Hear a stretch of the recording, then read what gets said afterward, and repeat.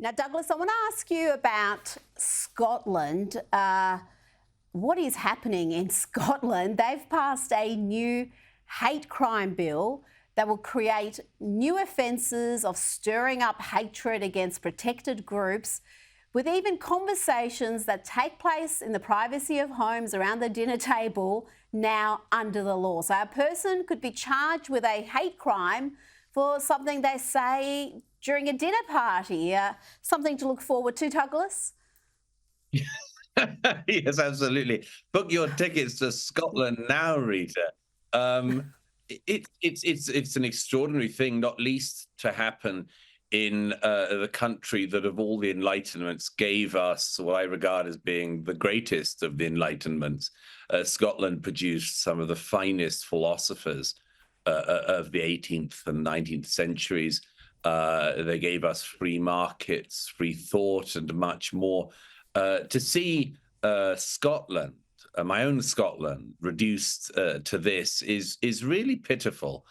And there's a lot to be said for it. But one thing, of course, Rita, is people try out ideas around the dinner table. People make jokes around dinner tables, and people have a laugh around dinner tables.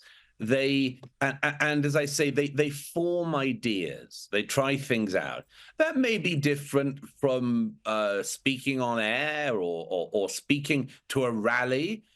It is different. Now, whether or not anything on air or to a rally at an event should be policed is quite a separate question. I don't think it particularly should. But around a dinner table, the amazing thing about this, Rita, is that all of the people who would do this, we have to ask that same question that my late great friend Christopher Hitchens beautifully put in Toronto in 2006, when the Canadian government was pushing through speech laws that would police the speech of Canadians, which is essentially the question is, who would you nominate to be the person in your society so right, so correct, so just, and so good that they could decide what you or I or anyone else is allowed to think and read, and on this occasion, say around our own dinner table? Who's your nominee? Do you have anyone? I don't have anyone, Rita. I could never come up with such a person. There are brilliant people. There are kind people. There are well-read people. But who would be the person who you would nominate to decide what could be said at any dinner table and all dinner tables in the land? And the answer is there is no such person. We tried this sort of thing in Europe in the past. We tried having inquisitions. We tried having a clerical class who decided for the better of the public what the public could know, read, and say. It didn't work out.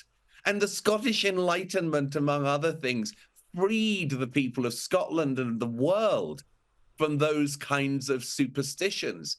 And yet here we are, it seems, back again. And so it'll only be stopped if enough people say, no, this isn't Scotland and this isn't freedom.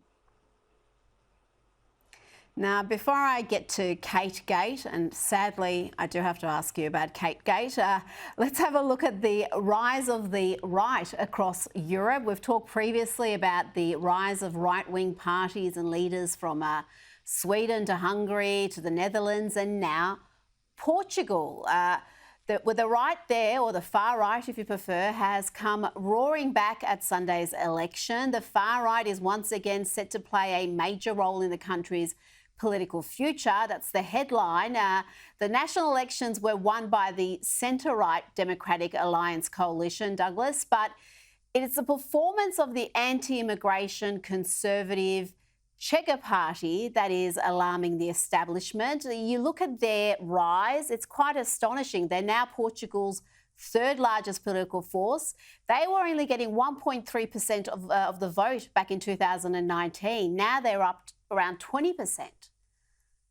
Yes, I mean, I think this is a familiar pattern, which you and I have looked at before, Rita. I mean, it's a familiar pattern, isn't it? If you don't address the issues that are very close to people's hearts, very close to their wallets, their pockets, their neighborhoods. If you don't address them, somebody will. And some of the parties that come along to do this are more or less palatable to me or to you, to many other people, but they will come along, of course. And this is just the latest example. Portugal, actually, it's very interesting. I haven't been there for a few years, but when I was last there, I noted that although Portugal gets quite a lot of people coming through it through illegal migration routes, a lot more leave to go north than in certain other countries in Europe. Britain, for instance, people tend to stay.